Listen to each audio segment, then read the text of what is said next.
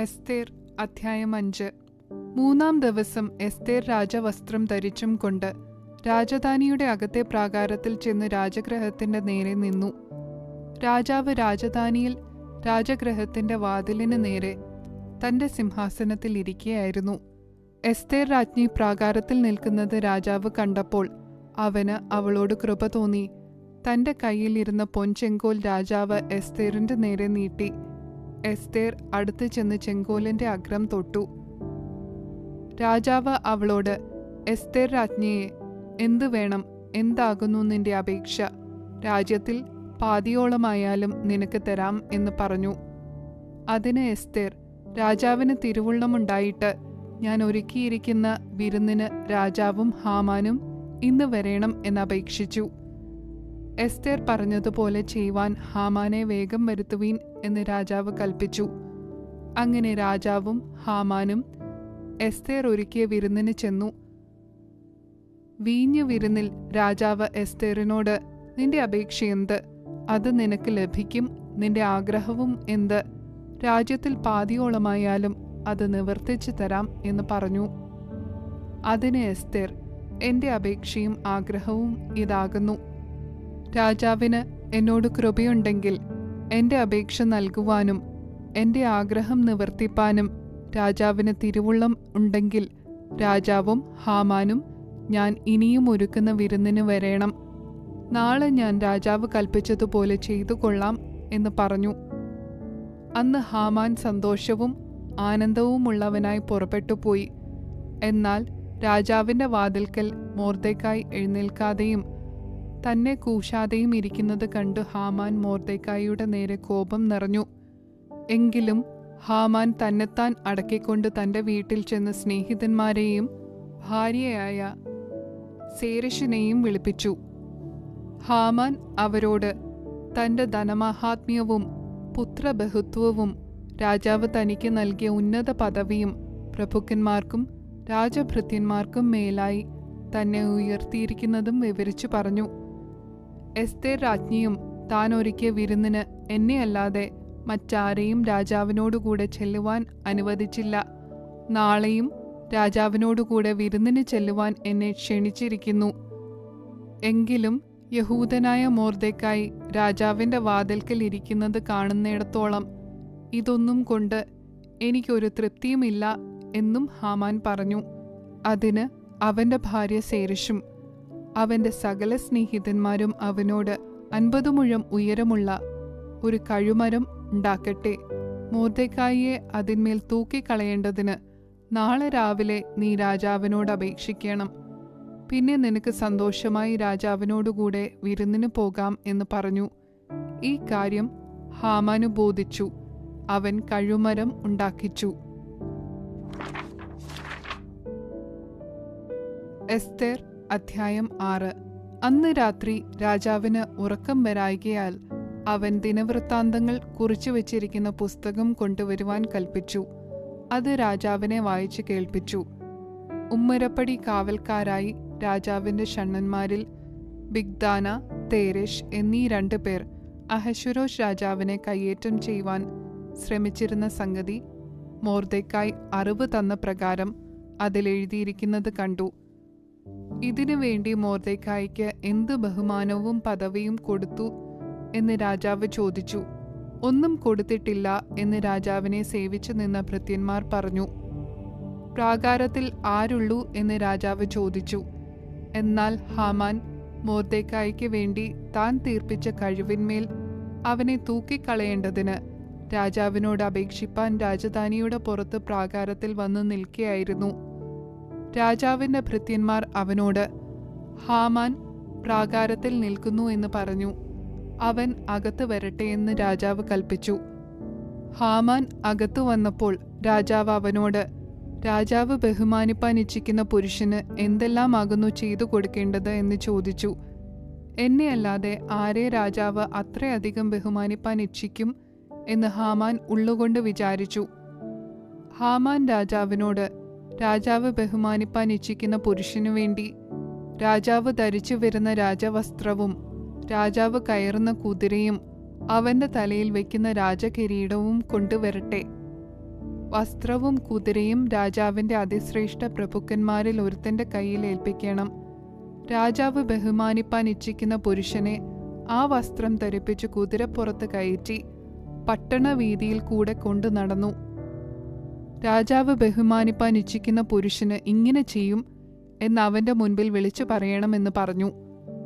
രാജാവ് ഹാമാനോട്, നീ വേഗം ചെന്ന് വസ്ത്രവും കുതിരയും നീ പറഞ്ഞതുപോലെ കൊണ്ടുവന്നു രാജാവിന്റെ വാതിൽക്കൽ ഇരിക്കുന്ന യഹൂദനായ മൊർദെഖായിക്ക് അങ്ങനെയൊക്കെയും ചെയ്യുക. നീ പറഞ്ഞതിലൊന്നും കുറച്ചു കളയരുത് എന്ന് കൽപ്പിച്ചു. അപ്പോൾ ഹാമാൻ വസ്ത്രവും കുതിരയും കൊണ്ടുവന്നു. മൊർദെഖായിയെ വസ്ത്രം ധരിപ്പിച്ചു കുതിരപ്പുറത്ത് കയറ്റി പട്ടണവീതിയിൽ കൂടെ കൊണ്ടു നടന്നു. രാജാവ് ബഹുമാനിപ്പാൻ ഇച്ഛിക്കുന്ന പുരുഷന് ഇങ്ങനെ ചെയ്യും എന്ന് അവന്റെ മുൻപിൽ വിളിച്ചു പറഞ്ഞു. മൊർദെഖായി രാജാവിന്റെ വാതിൽക്കൽ മടങ്ങി വന്നു. ഹാമാനോ ദുഃഖിതനായി തലമൂടിയും കൊണ്ട് വേഗത്തിൽ വീട്ടിലേക്ക് പോയി. തനിക്ക് സംഭവിച്ചതൊക്കെയും ഹാമാൻ ഭാര്യയായ സേരശിനോടും തന്റെ സകല സ്നേഹിതന്മാരോടും വിവരിച്ചു പറഞ്ഞു.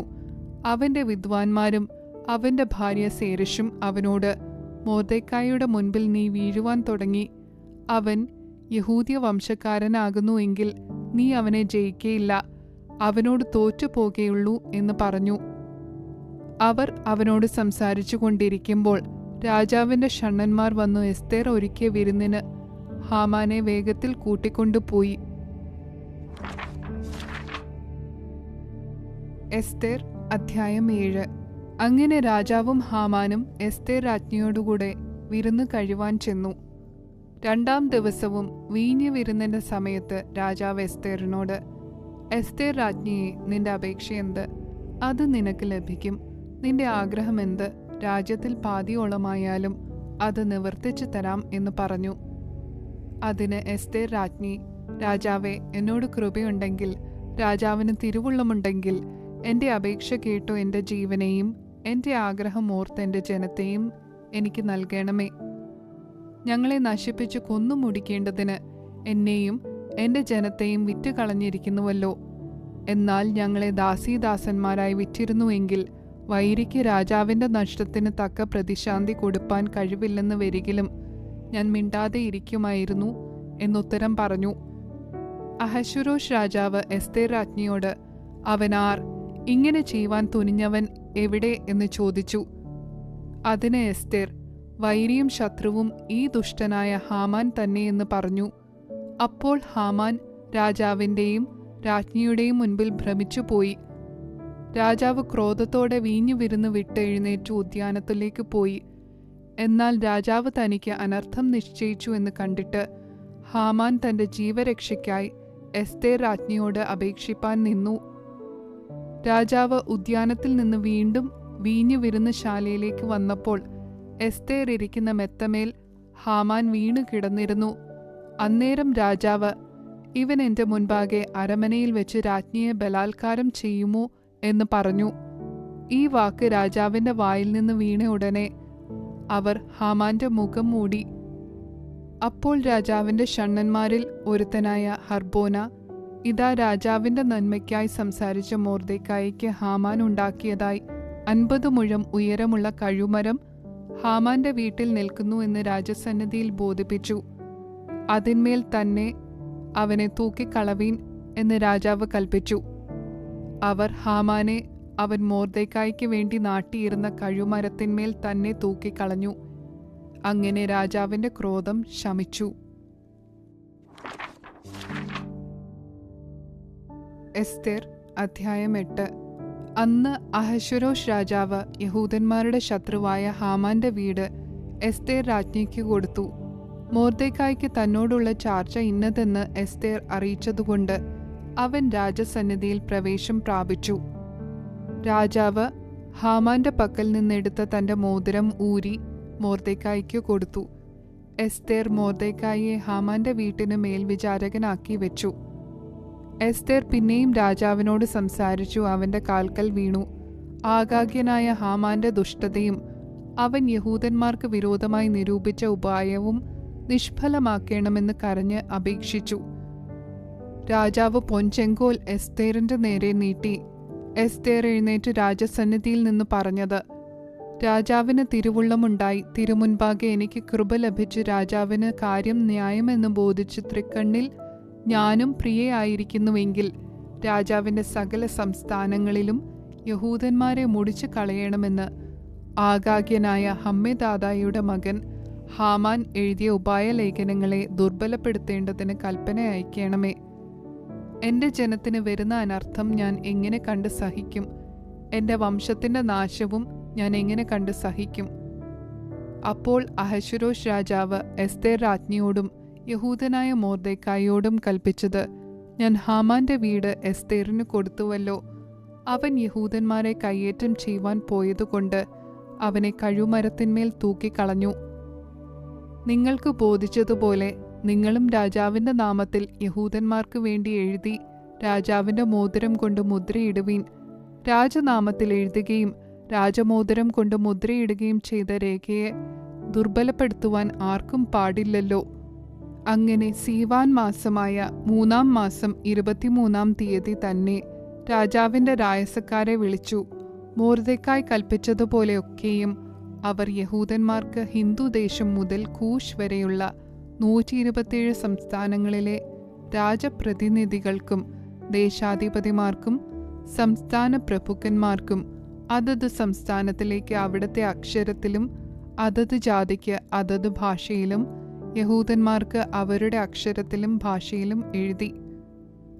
അവൻ അഹശ്വേരോശ് രാജാവിൻ്റെ നാമത്തിൽ എഴുതിച്ചു രാജമോതിരം കൊണ്ട് മുദ്രയിട്ടു. ലേഖനങ്ങളെ രാജാവിൻ്റെ അശ്വഗണത്തിൽ വളർന്നു രാജകാര്യത്തിന് ഉപയോഗിക്കുന്ന തുരകങ്ങളുടെ പുറത്ത് കയറി ഓടിക്കുന്ന അഞ്ചൽക്കാരുടെ കൈവശം കൊടുത്തയച്ചു.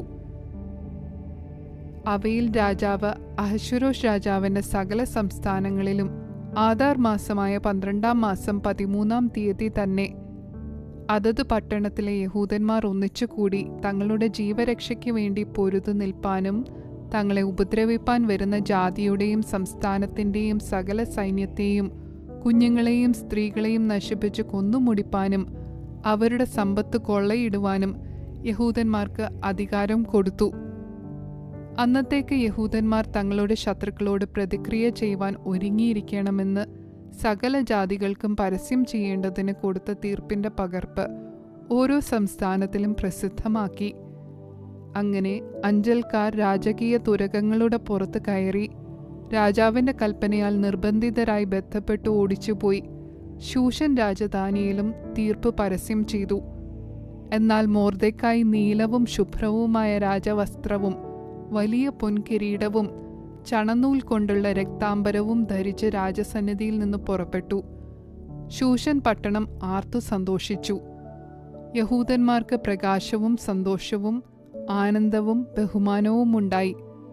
രാജാവിൻ്റെ കൽപ്പനയും തീർപ്പും ചെന്നെത്തിയ സകല സംസ്ഥാനങ്ങളിലും പട്ടണങ്ങളിലും യഹൂദന്മാർക്ക് ആനന്ദവും സന്തോഷവും വിരുന്നും ഉത്സവവും ഉണ്ടായി.